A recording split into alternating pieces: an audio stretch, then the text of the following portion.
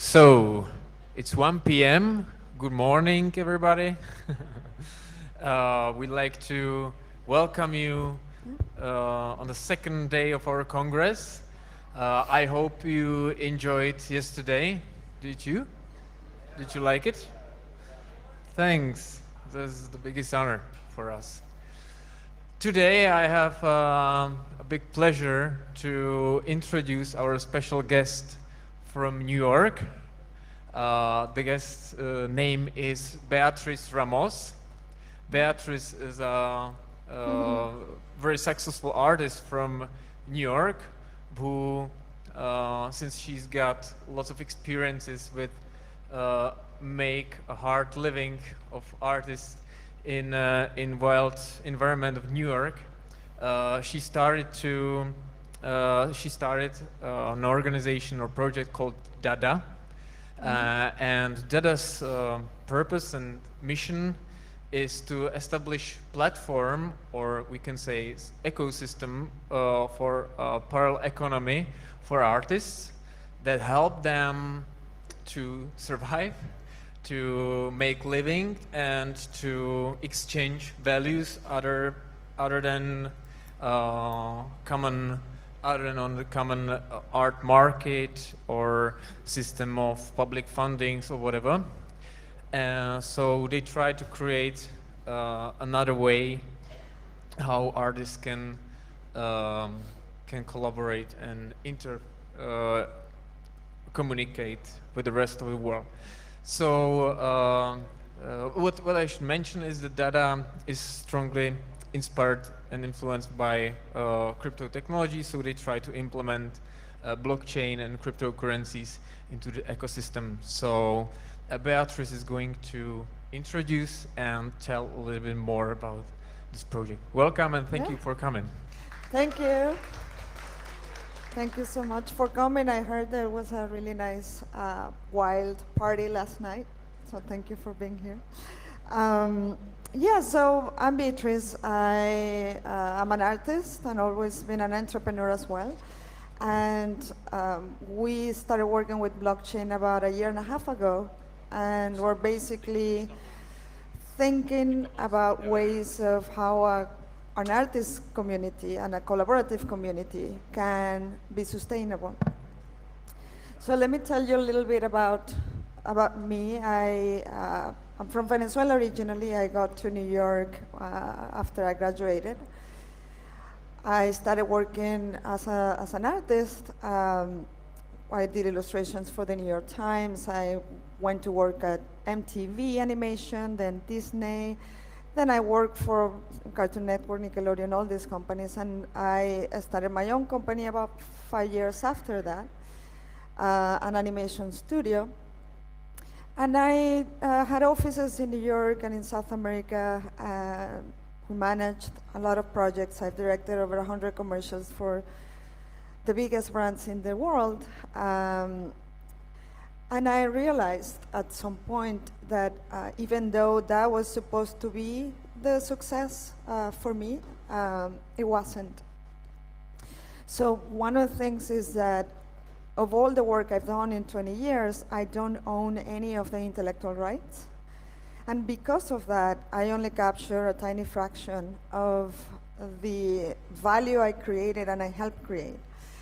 And I also felt after years of working for TV and advertising that I put all my effort, all my talent, all my time in projects that were very creative and beautiful, but that were basically done to indoctrinate children, to manipulate people to buy stuff they don't need, right? So you can justify yourself in many ways because we all do what we need to do, but I got to a point in which I had it. And so I started looking for a different way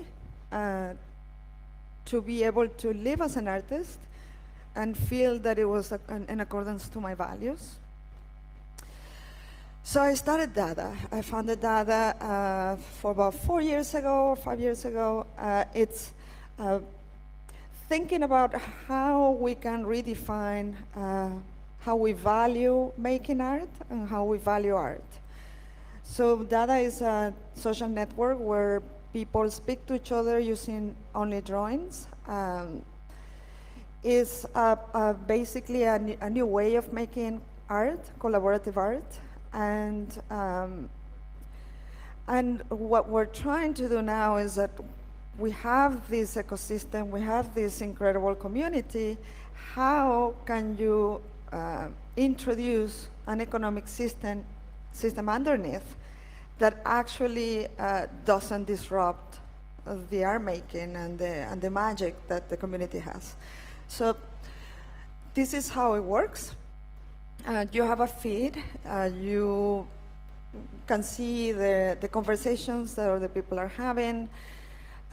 You can start your own drawing, and we purposely made very, very simple tools so that people wouldn't feel that they have to do this masterpiece, and people who didn't consider themselves artists could participate without being unintimidated.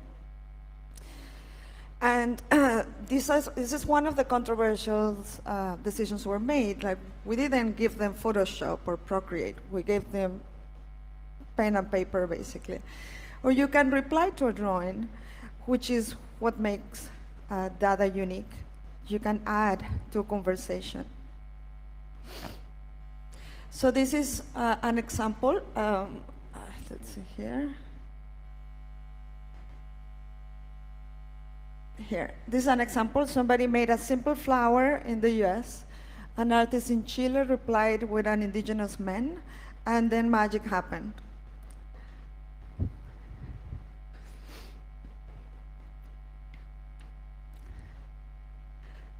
So what you see here is, and what is beautiful about it is that all these panels, each panel is made by a different person in a different part of the world. We don't know each other. We've never met. Now we're starting meeting here. Javier and Serena are two of our artists, and we met them 2 days ago in person. But because it creates such a powerful connections, we met 2 days ago in person, but we feel that we've been friends for a long time.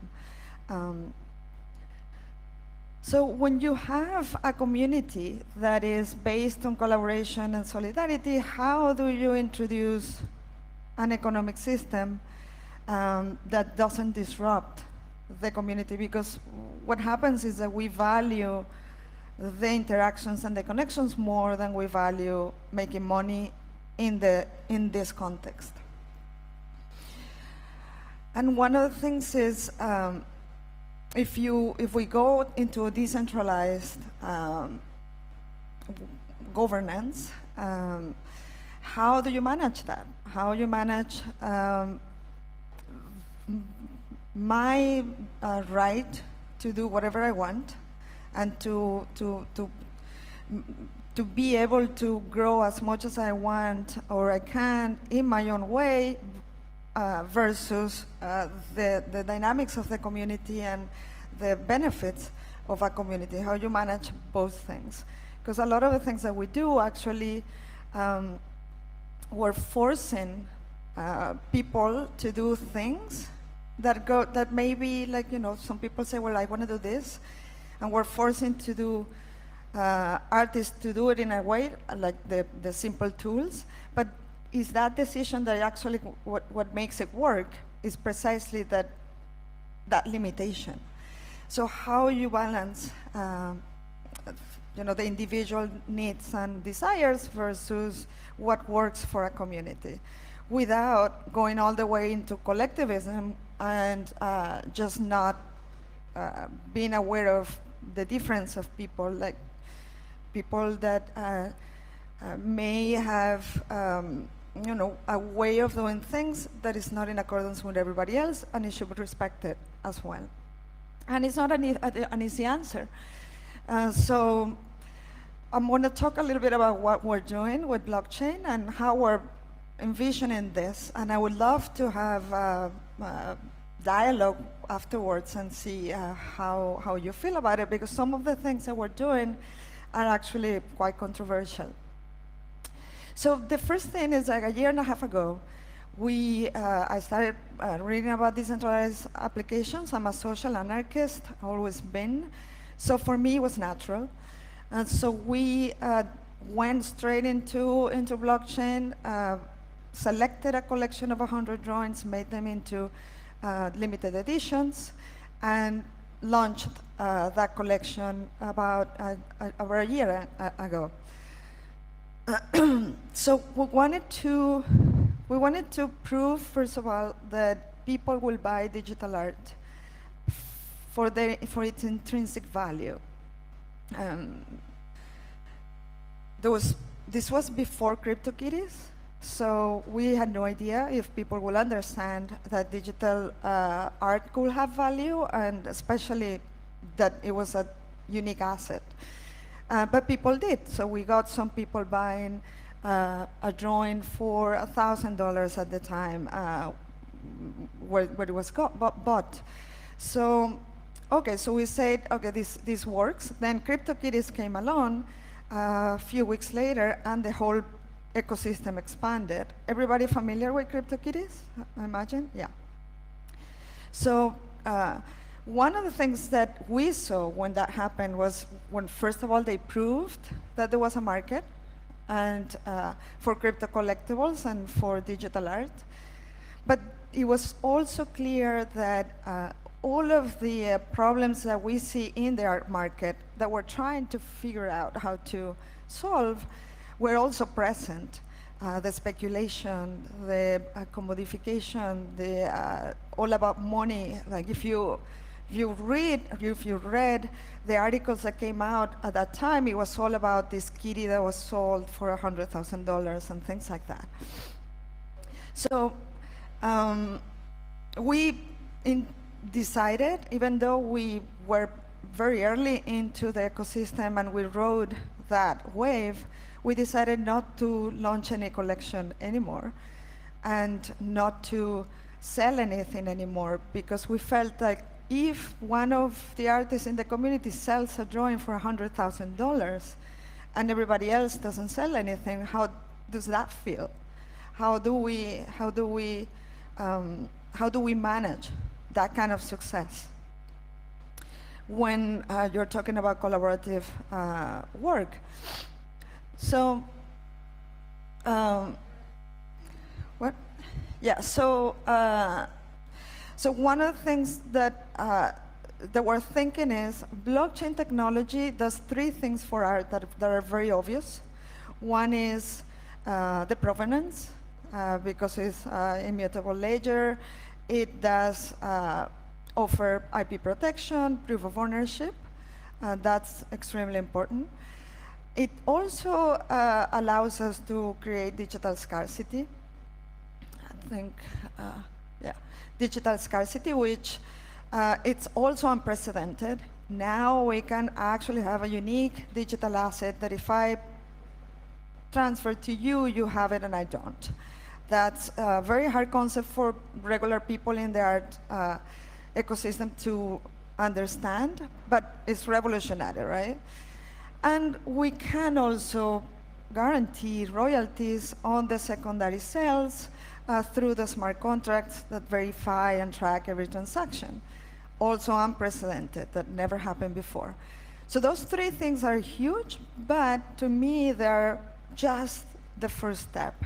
So we have a bunch of platforms in the art and blockchain space who are all trying really hard to help artists, to change things, to give more control to artists, and great people doing it. But I feel that if we don't think, if we don't put more thought on it, if we don't think really hard, we're just going to end up with the same dynamics in a decentralized place. So for instance, decentralizing curators. Maybe they're not going to be 4 curators that are designing everything. You're going to have just a bunch of people who are going to be curators, but at the end they're going to be influencers, they're going to be test makers, they're going to be the ones deciding who is worth it and who's not. Same thing with the speculation. So what we are doing, we already done. We have now the largest art community on Ethereum. We have the largest collection of rare digital art, probably rare digital art of the blockchain, over 100,000 artworks. And we're thinking, how can we launch this marketplace in a way that is according to our values? So all the 100,000 drawings are tokenized and registered in Ethereum. We can offer certificates of authenticity, encrypted signatures of the artist, everything. But the real question is how the economic dynamics are going to be like.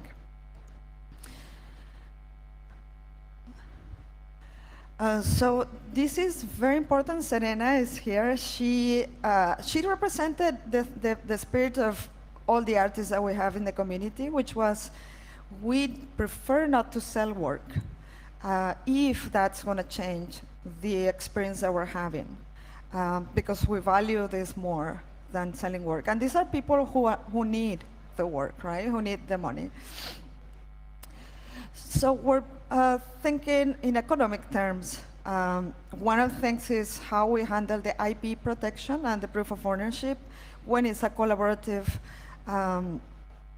community. So one thing, these are conversations. So we're saying, okay, so we're going to have a composite token that it's going to be the entire conversation, and a bunch of NFTs, non-fungible tokens, are going to be representing each of the drawings. So that means that the conversation is going to be owned by all the artists who participated in the conversation, and each artist is going to own and be the intellectual property is going to be of the artist who made the drawing. So in terms of value and distribution, we're saying 60% goes of a sell. Let's say we sell a drawing. 60% is going to go to the artist who made the drawing. 10% is going to be distributed equally, because there could be value from any part of the conversation, but we're saying the whole conversation has more value than the sum of its parts. So it's going to be distributed equally between all the drawings of that conversation. And then 30% is going to go to a fund for the entire community. So it's going to look something like this. And on the secondary market, then we introduce the owner of the drawing and give royalties to the artist, to the fund, and also to the distributed within the contributors of the community, which now includes the owners. So you may have a conversation of 10 drawings, 10 artists, and 10 different owners. You distribute it between 20 people. Market dynamics. When I talk about speculation, which is one of the natural things on any marketplace, and it's big in the crypto collectible space and in the art world, we're really thinking of how, if you just put a price tag on every drawing, price is not necessarily value. And so if you just put auctions, like people bidding, then you create more speculation. So how can you do it? And we're thinking that we can do it with something called the second price auction. And it's basically a really interesting mechanics in which you have 3 people, let's say, bidding for drawing 120, 150, 140. The person who is bidding the highest is going to get it, but it's going to pay the second price. It's not going to pay 40, he's going to pay, or she's going to pay 20. And so what this does is that it's not about outbidding the other person or the thrill of bidding. It's really more about really thinking what's the value for you, because value is subjective, and especially when you're talking about art. So if we can get people to think about value, then we're not talking about price, and we're diffusing speculation. And ideally, we'll have a fair allocation of value, because this will mean that the person who values it more gets it, right? The currency system, been really thinking hard about our monetary system. We know that what doesn't work is very flawed. So what are the ways that we can create new monetary systems? We get a lot like, why do you need to issue a token? Why do you need a cryptocurrency? If you can just, right now, we can sell our drawings with ETH with no problem, and we could even do it with US dollars. But one thing is that we want really, or really committed to decentralization. So it's very hard to balance the fact that, that there's so much friction for people to come into the ecosystem and buy drawings with cryptocurrency. So it's natural that people think that we should sell in fiat money, but then you're not decentralized, right? And we don't want to be. Maybe we do it. Maybe that's the only option right now, but you have to know that then you're not being decentralized. And if we do it with ETH, then we don't have the leverage to really change things and experiment with different dynamics. So what we're thinking is the functions of money are three. It serves as a unit of account. And I give you an example because I'm from Venezuela and I just came from there. And it's a place where the money lost its functions. So it's not a unit of the Bolivar. It's not a unit of measure anymore because everything is measured in dollars, because the hyperinflation is so like the highest in the world that you can measure it in bolivars anymore. Then there is a store value. It doesn't serve as a store value anymore because again, tomorrow is going to be worth less, so there is no incentive to put it in the bank and save it. And the medium it serves as a medium of exchange. And as I said, I was in Venezuela last week, and there is no cash. There's no way to get cash from the bank. So the bank will give you, let's say, the equivalent of 50 cents, and then you want to take a cab, and it will be $1.50, but you can't. So the cab driver is there. He wants to take me to the place. I want him to take me to the place, but we have no way of doing it because even though I have money in the bank, I can't get it. So those are the functions of money. And what we're saying with data, and it's a particular case argument to say that this is what happens when a government mistreats and mishandles the economy, right? So what we're saying is, okay, so let's divide it. Maybe it doesn't, the cryptocurrency that we're going to launch doesn't serve all the functions. Maybe it's just two. Let's say the data token, let's call it data token for now, serves as a unit of account. So everything, every drawing and every value is represented in the data tokens.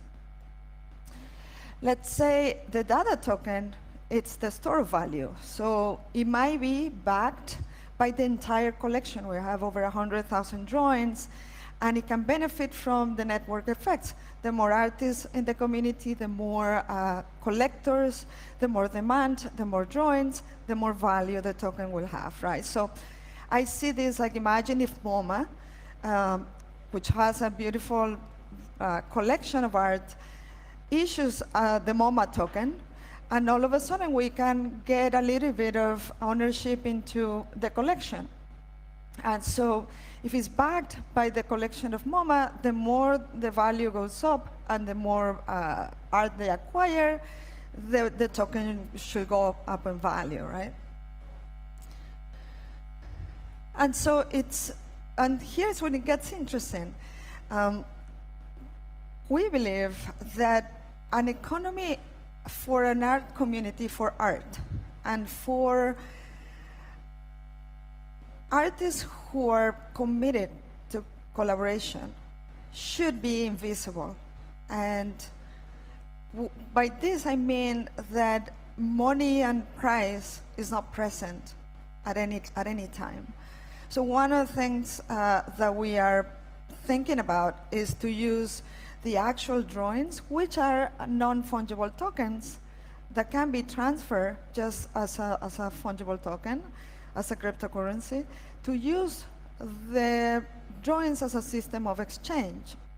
So if I want to pay for something, if I want to bid for another drawing, if I want to be paid, I will be paid with drawings.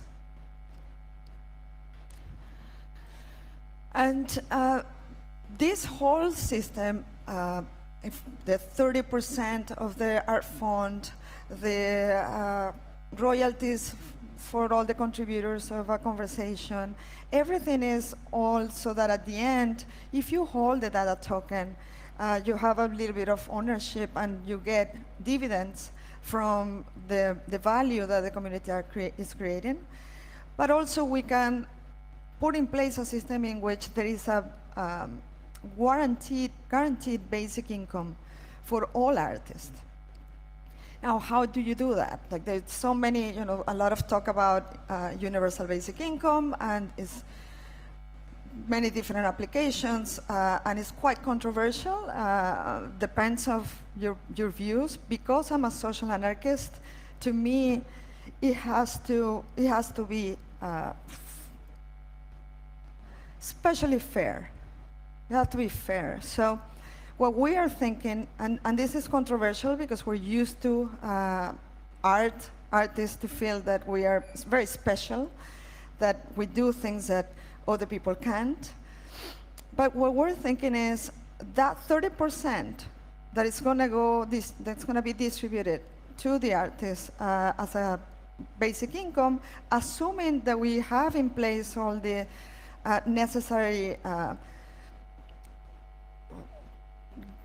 mechanics so that everybody's giving value. We're not talking about the ones gaming the system or just doing doodles.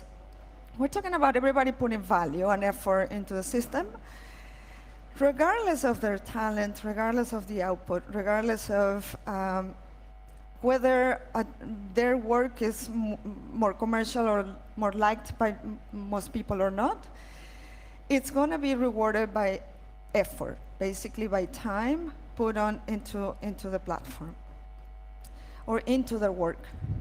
So this means that if you have a Picasso who in half an hour can do this amazing drawing and everybody loves it and everybody's bidding on it, and you have somebody who's just starting and it's not as skilled, that it's taking 6 hours to do a mediocre drawing, the person who is putting the 6 hours is going to get more money than the Picasso who's putting a half an hour. And the reason is because we have to really think, if we really want to change the system that we have, which is called the star system, right? You have a couple of winners that take all, and then the majority of the people trying and failing and not being able to survive as artists. How do you do that? How do you change that?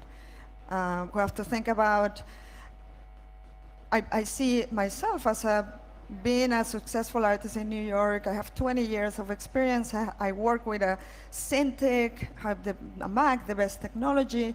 Somebody in Peru or Chile or Kenya is competing with me with very slow internet, with a shitty PC, right? So it's like, you really have to think about who is competing with who and how you level the playing field. So this is only for the distribution of the universal, the guaranteed basic income. At the end, the Picasso, what you want is the person who is starting now, you want them to keep making art. until they actually get great. And you want the Picasso to put 8 hours instead of half an hour. So if the Picasso is incentivized to do 8 hours, he's going to produce something that at the end he's going to sell more and benefit more. So these are the basics. I would love to hear your thoughts about what we're doing. This is our community. It's for anyone. It's for the fine artists. There is the iconoclast and uncompromising. Is for we have artists who are accountants that they were created when they were kids and became lawyers and accountants, and it's for everyone. So yeah, this is what we're doing, and thank you so much.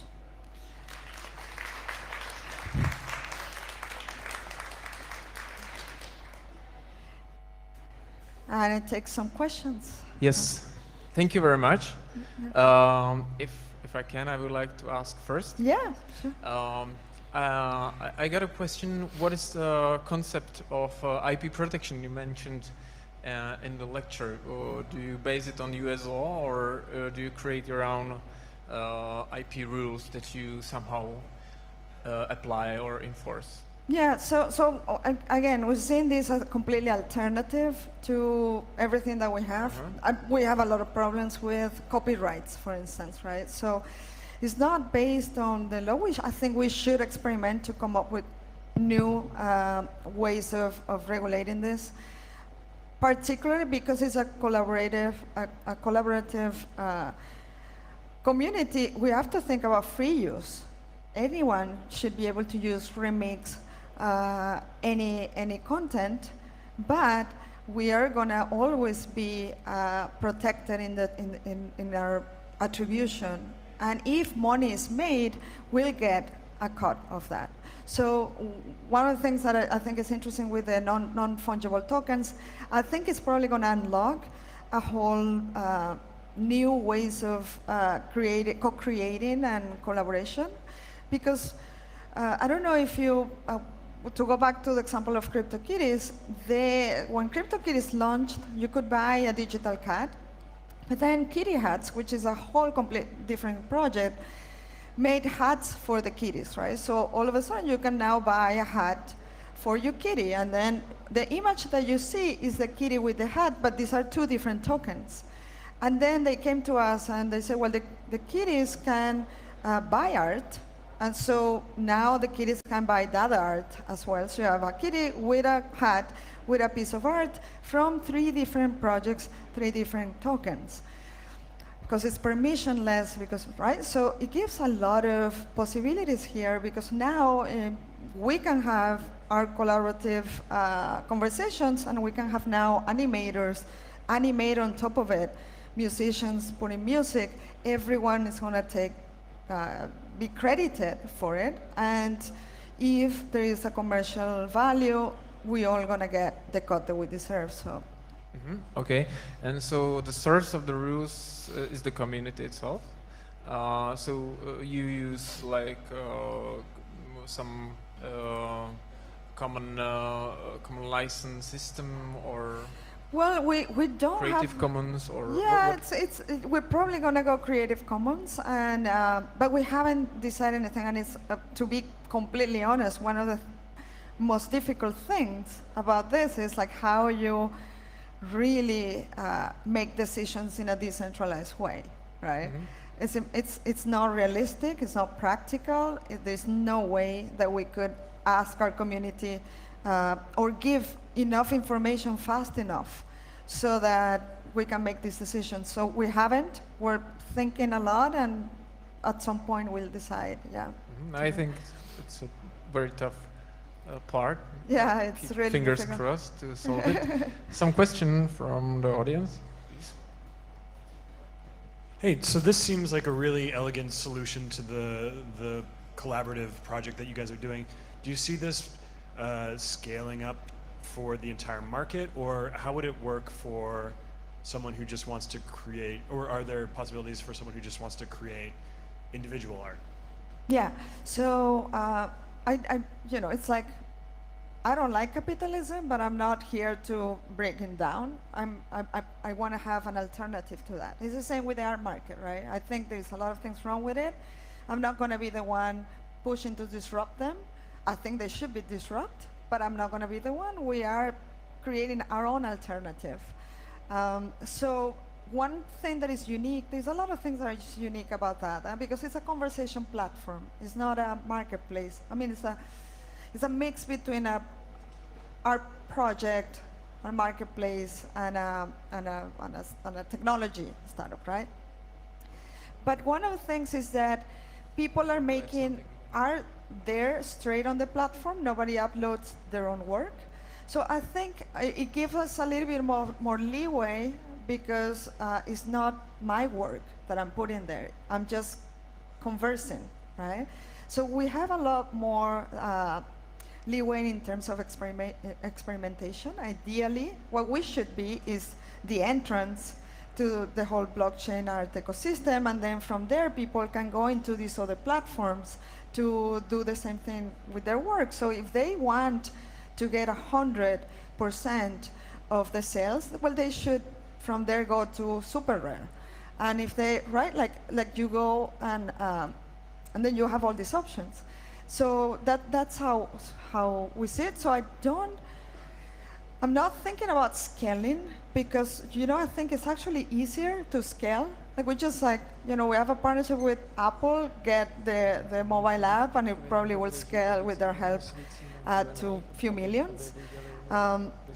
What's really difficult is, even in such a small community, we're about 160,000, how you make it sustainable. That's the difficult part, right? So if we succeed in making it sustainable right now at this stage, then you can think about scaling that. But this is the hard part. Thank you. Another question? Is there any? I don't see. Theo, you have a question for me? Yeah. I want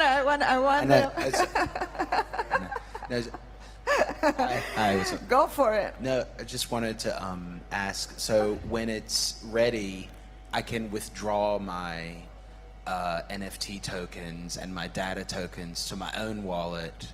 I don't have to have it on the site. Is that the vision? Yes. So eventually. Yeah. So it's completely decentralized. They live in IPFS. You can do whatever. I mean, the only difference, right, is the only thing that we can own is the UI. Yeah. Right. And right.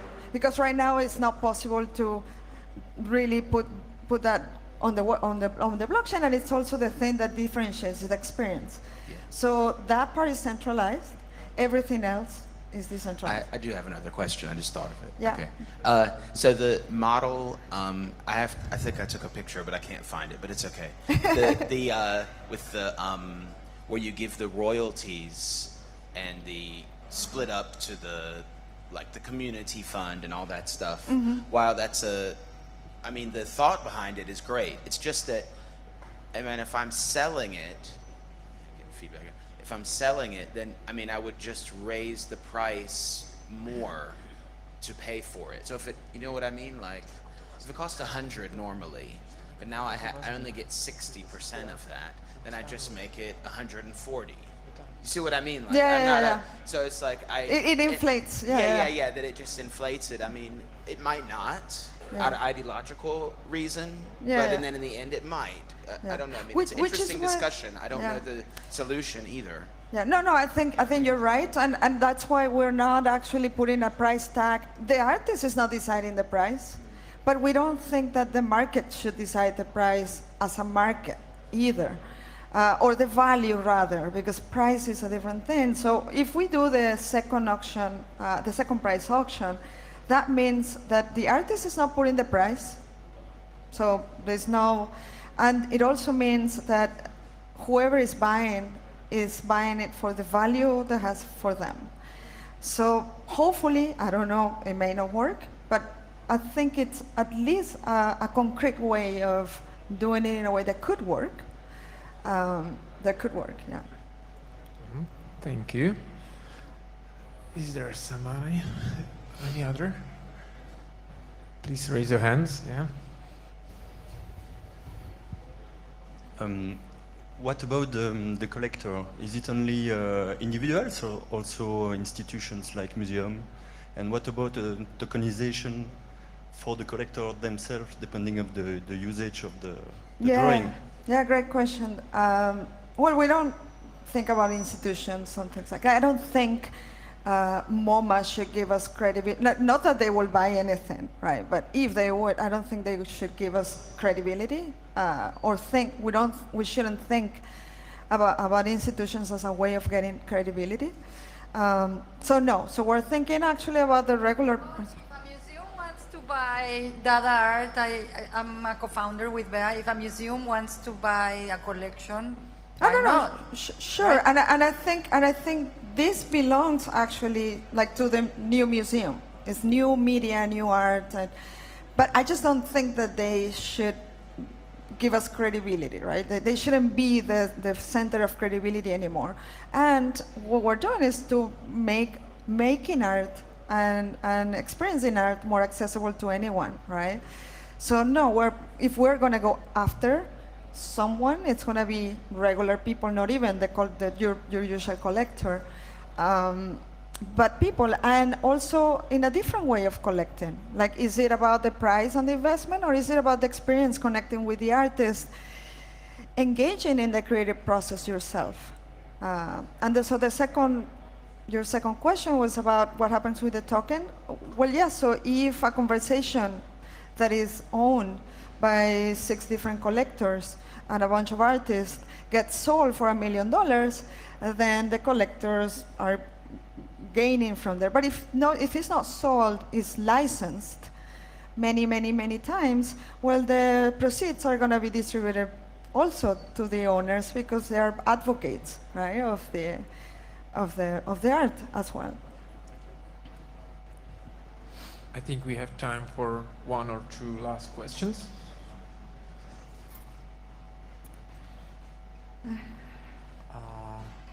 If there is, yeah, there is one.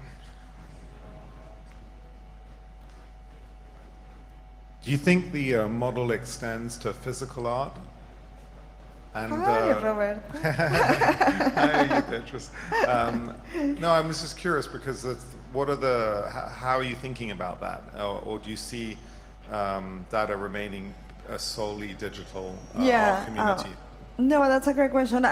We see it as remaining digital for a few reasons. One is we don't have the first registry problem. So as soon as a drawing is made on the platform, it's tokenized and registered. So we don't want to deal with the other stuff. And I think the physical art is a little bit harder to solve, but I think it can be solved.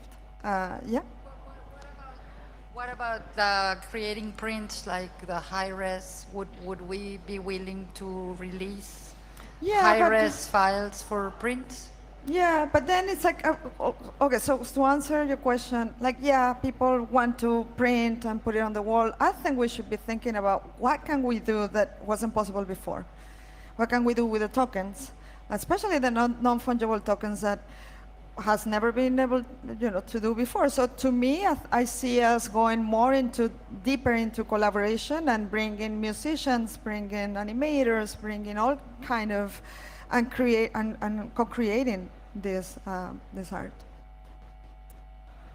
I think there is quite nice example how this can work for physical objects. The project is called Veris Art. Yeah, and, exactly. And as you see, the prints related that are for sale in this merchandise place, the graphic designer that made them uses Veris Art for authentication of his pieces, so you can directly talk to him with about his experiences. It works well as far as he told to me. Yeah, and actually I give Roberto credit because we were inspired about the royalties from his project. So thank you very much. Yeah, thank you. Thank you for being coming to us and join this Congress. Thank you. and 2 p.m. we continue with Thank you so much. next lecture. Thanks.